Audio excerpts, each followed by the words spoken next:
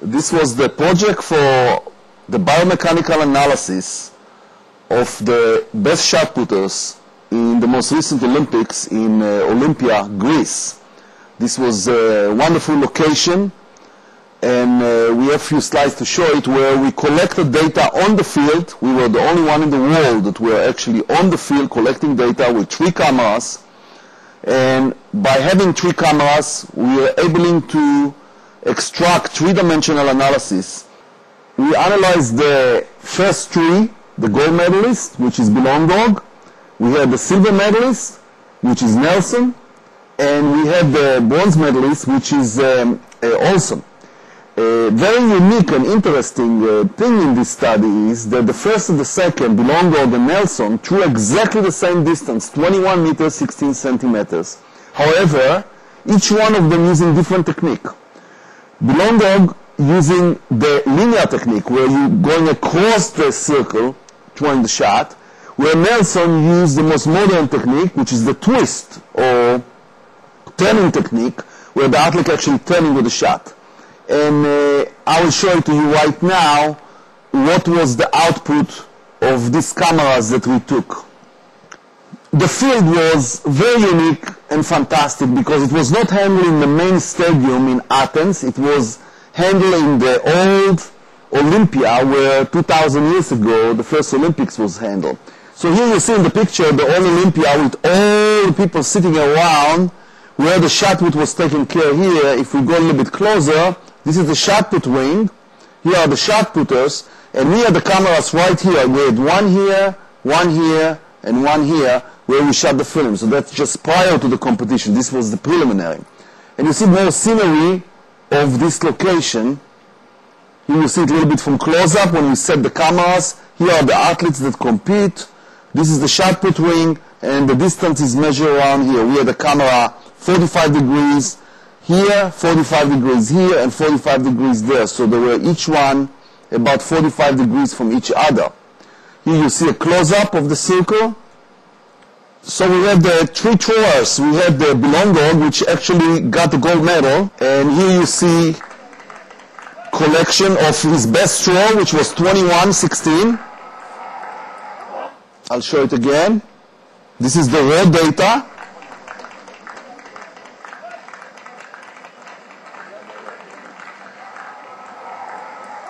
Then we'll take the silver medalist, which is Nelson, 21-16, same distance, but different technique. Totally different technique. He's rotating instead of linear. So you see here, he's rotating. And he threw the same distance. He's much smaller person. He's only 6'3", where Belong Dog is 6'10", as far as height, much bigger man. Now we have another person, which is the bronze medalist, which is Olson, also using the turning technique, the twisting.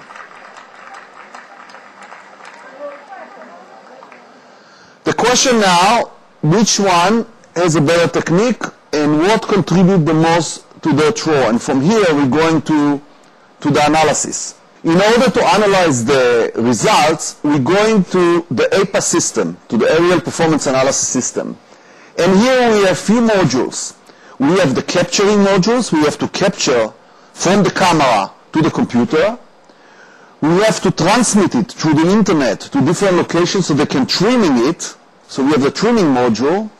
Then we have to digitize it, and since the person doesn't have a marker, so we cannot put markers on them, we have to do it manually. So we have a markerless system where we digitize the different joint centers.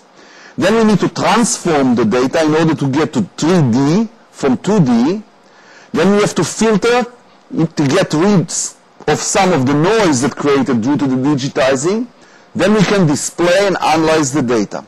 The first modules we go in is to the capture DVD, as I mentioned before,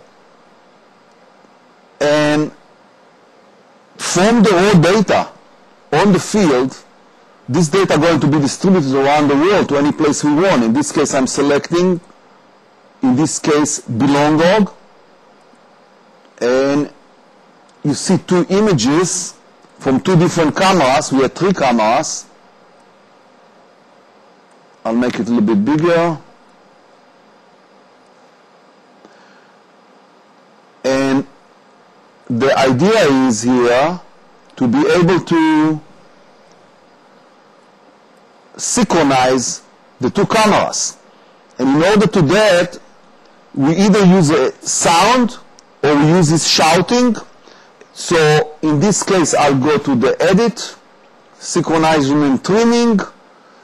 I ask for how long I want before and after. In this case, I'll put 3 seconds before and 1 second after, or 3 seconds after, that's fine. And it will try to do the calculations. And we'll synchronize the two cameras. So here is a camera that we start a little bit too early. And these are the cameras that synchronize. So this is the first thing to do in capture DVD, is to be able to synchronize all the cameras. The next module will be the trim module. In the trimming module, we try to throw out the excess video that we don't need before the throw and after the throw. We want to concentrate only on the throw. So I will bring one video here with show, and then I'll bring the other video from another camera.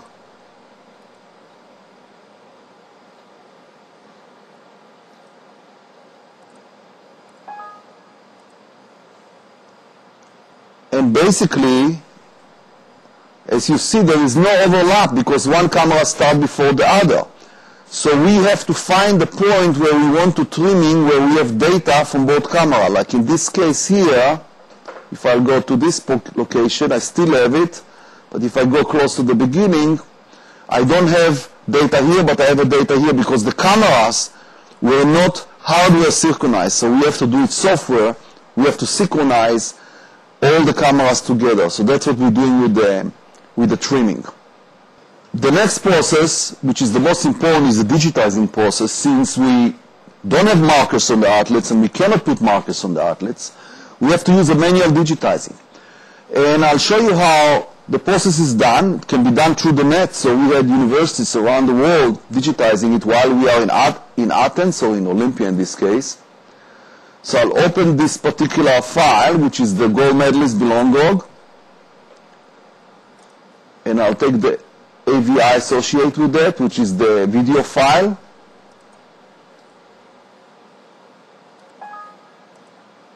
And you see this particular one, and I'll select the other one from another view. I can go up to 6 views, but we don't have room on this screen right now.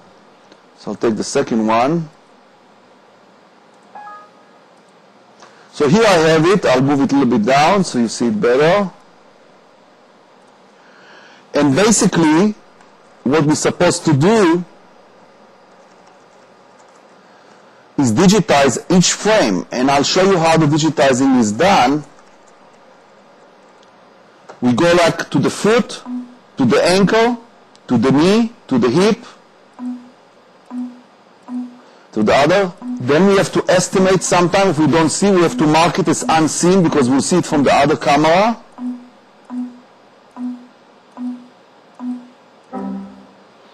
Same thing we're going to do here. So we go to the other one. We'll go to the fixed point here.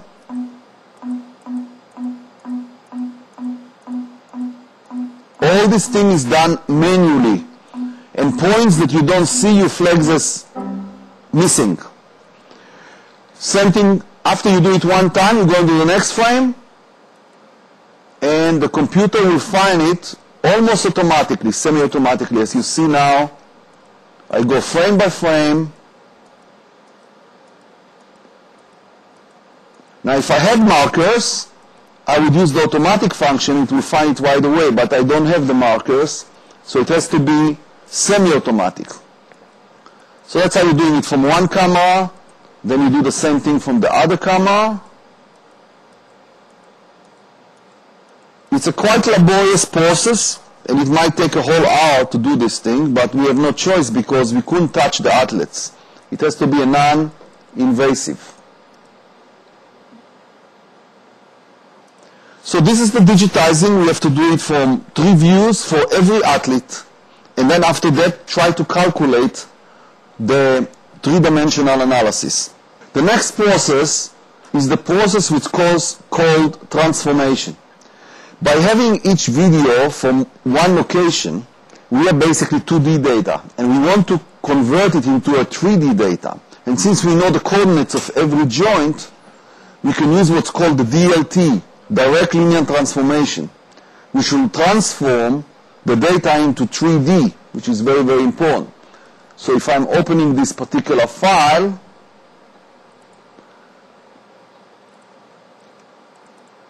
and we'll take the world champion here,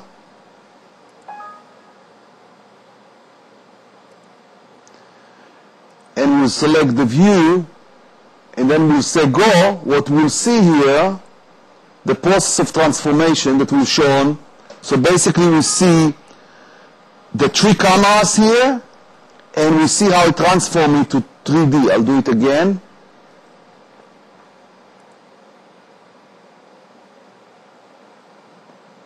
And this is the process of transformation. Now, there's quite noise in this system. That's why we have to go to the next module, which is the filtering. So from here, we go into the filtering module, which is here, and we'll filter the data. This is done automatically normally, but in this case we wanted an accuracy, so we did it manually. I'll open the file.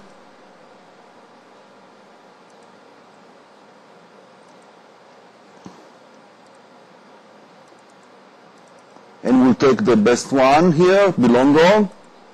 And what we see here is X coordinate, Y coordinate, and Z coordinate. And this actually shows the power spectrum, or the power of this particular analysis. And you see that in this case it's the left foot, it looks pretty good. If I'm going to the next one, this is the left ankle, also pretty good. And what you see is the red is the raw data, and the blue is the smooth data. Now if I over smooth it, and we'll go to the velocity, you see that this is the smooth data, and this is the unsmooth data. So when you look on the velocity, you see how the smoothing affect actually the result. If I'm going on the Y coordinates, which is the height, this is a very nice smooth data, and here you see the noisy data. And the noisy data coming from the digitizing, the 60 Hertz digitizing. So we have to go like this for every segment and smooth the data. In this case it happened to be the shot put. Okay. After we did all this procedure, then we can go to the results. In the display modules, we can show the results, which is the most important thing. And in this case, I'll try to compare the gold medalist to the silver medalist, even though they're through the same distance. So we'll go and calculate first the velocity of the ball. We'll select Bilongo, and we can do many measurements, linear measurement, segment angle, joint angle, length. In this case, we'll do linear velocity, and we'll take the shot in 3D, and then we'll graph it. And here you see the velocity of the shot in the beginning, and at the release. If you want to look on the stick figure,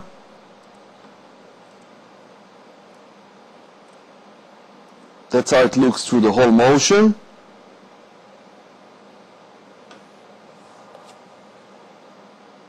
So if we look at the release, which is probably maximum velocity here, you can find out that if I go a few frames back, this way we release the ball. This place. This one? Oh, yeah. This way he released the ball. So you go frame by frame and you see the motion, and you can calculate what is the velocity exactly at the release, which in this case it happened to be in centimeters. It's 14 meters per second in this case. Now if I want to compare him to Nelson, which do the same distance, and we'll do a new 3D, linear velocity of also will select the ball, the shot. And if we will graph him, now you see Nelson, which has a little different pattern here because he's turning. Let me put also the stick figure for Nelson. So you see a different technique that created the same distance. Now it would be interesting to see if the velocity of the ball was about the same, and it is 40 meters per second, so it's about the same, obviously, because they got the same distance. However, he achieved it in different technique. If I put his video here, so here you see Nelson going through the motion.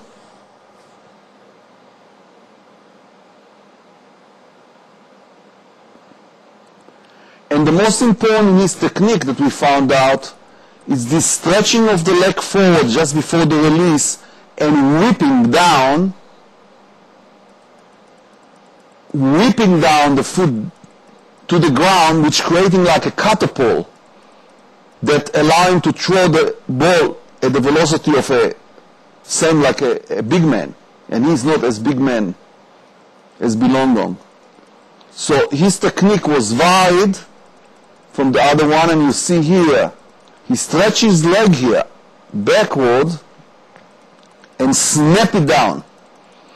In fact, we can calculate and find out what is the acceleration there. So if we take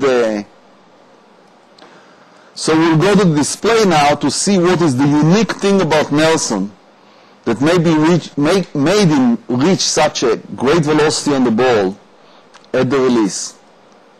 So I'll take Nelson here, and what I'll do, I'll find the linear velocity of the left knee. In fact, I'll do left foot, left ankle, left knee, and we do it in the vertical direction. And then when we graph it, you see this tremendous motion that we'll show here with the stick figure.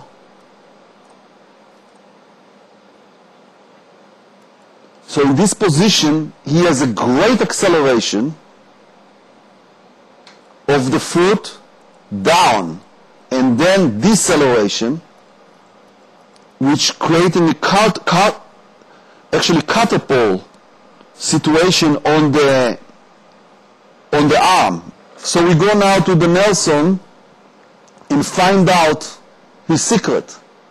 And his secret is actually in his left leg. If I select Nelson here, and first we'll do linear velocity of the left foot, left ankle, and left knee, and left hip. And if we look on this particular data, you see that something happened here. And in this location, what happened, if we put the stick figure,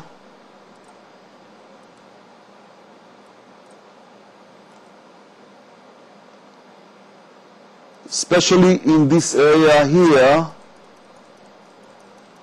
he's whipping his left leg, accelerate it and decelerate it dramatically, and then he bring him to abrupt stop here. When he bring it to abrupt stop here, let's see what happened to the ball or to the hand. So I'll add here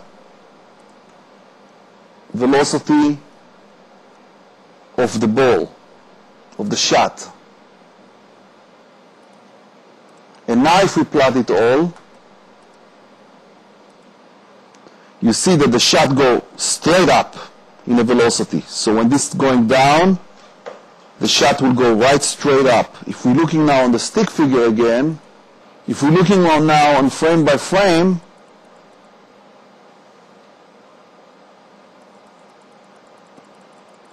when the foot comes to about stop there, or whipping down, the shot velocity going to its maximum. So this is basically his secret of enabling with his body to generate such a velocity on the ball. So in the display now, let's see what happened with Nelson. We'll plot the shot again, velocity, and we'll see what he's doing with his leg that's creating this kind of velocity. We'll select Nelson here and do linear velocity of the shot. We'll graph it. So here you see the shot going up at the release. This is through the whole motion. And now if I want to add to that the leg, especially the left leg, I do linear velocity of the, let's say, the left knee and the left ankle, and try to do all three together now. You find out that his leg accelerates up and decelerated down, and while it's decelerated down, the shot velocity is abruptly going up. If we do the same thing to Long, we find out that in the linear technique he couldn't create this. Now we'll do the same thing with Long to find out how he's doing the same thing and try to compare the two. And there are many, many comparisons we can do this. In this case we'll take Long and we'll select also linear velocity. First we'll do the shot like we did with Nelson. We'll graph it. So here we see the velocity is very slow, and then upon release the velocity going very high with the shot. But now we'll see what he's doing with his legs, and we'll add linear velocity of the left ankle and the left knee like we did with Nelson, and plot all the three together now. And now we don't see the same magnitude of motion with the legs, where Nelson was all up. In fact, let me put Nelson now against Long on the same curve. Look at what Nelson doing and what Long doing. Much smaller. Long is much smaller than Nelson. This motion of the knee, which going up and down as you see it now in the stick figure, I'll put it here. This sequence is much shorter, so we didn't see it right in the beginning. And this is the critical point. Look on the curve here. That giving him the advantage of catapulting the shot to go up. If we want to look on it also with the video, you'll see it very well. You see Nelson start much shorter than Long, so it takes lots of frames to get to him because we put them both there. And I'll show you where is the position of the leg. We'll go frame by frame. Look on the left leg now, going very, very high and accelerate down, impact into the board, toe board. And that's what creates the catapult that enables him to reach such a velocity. To summarize the results, we created the report that actually summarizes all the three, the biomechanical analysis of the shot put event at 2004 Athens Olympic Games. And if we go to the results, these are the results which show the place, 1, 2, 3, the distance in meters. You see that Yuri Belongong and Nelson had the same distance.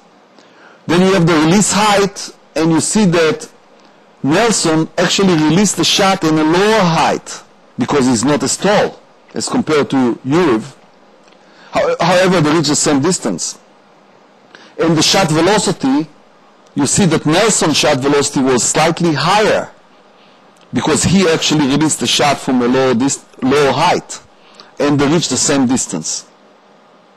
And also you see Olson here, which was the third one, which had a little bit different technique, but also had 21.07, not much far from the first place. But if you look on the release angle, it's 41 degrees versus 33 degrees and versus 33 degrees. So Belongong and Nelson released at the same angle, but Nelson had slightly higher velocity on the shot, where Olson had a much higher release angle, and even though his velocity on the shot was a little bit lower, he was reaching about 9 centimeters less than the champion that won the gold medals. So that basically summarizes the whole results of this research. So what we demonstrated here is the possibility to go into fields where it's very difficult to make measurements there, like in the Olympics, set the cameras ahead of the competition, collect the data, transmit the data through the internet and utilizing notebooks that all this technology exists today, to various places in the world where they can do the trimming and the digitizing and compare results and come with the analysis relatively quick. Of course, in a laboratory condition, you can put markers on the athletes and you have the whole thing in a few minutes. In the Olympics, it takes a few hours, but considering just the flight time, this is only a small percentage of the total time investment in such an analysis. This was a unique analysis in a unique place in the Olympics, and was the only biomechanical analysis that was performed in the Athens Olympics 2004.